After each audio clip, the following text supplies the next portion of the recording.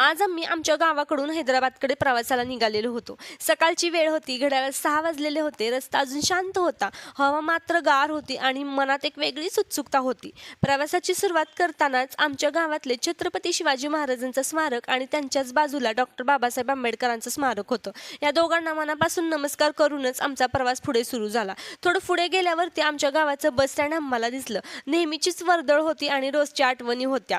नंतर पुढे सरळ रस्त्याने जात असताना एक सुंदर रेवणसिद्धाच्या मंदिराची कमान आम्हाला दिसली. आम्ही क्षणभर तेथे थांबलो आणि पाया पडून पुढे निघालो. हळूहळू सूर्योदय दिसायला लागलेला होता. नारळाच्या झाडांच्या मागून सूर्य थोडा थोडा वर येत होता आणि तो क्षण खरंच खूप जास्त सुंदर होता. प्रवासाचा थकवा विसरायला लावणारा आम्ही चहा आणि बिस्किटासाठी एका ठिकाणी थांबलेलो होतो. हा गरमागरम चहा, सकाळची शांतता आणि ते बिस्किट मस्त वाटत होतं. मस्तपैकी ते चहा बिस्किट खाऊन आम्ही पुढच्या प्रवासासाठी निघालो. मस्तपैकी आम्ही एन्जॉय करत करत पुढे पुढे निघून गेलो आणि एका ठिकाणी किल्ला होता.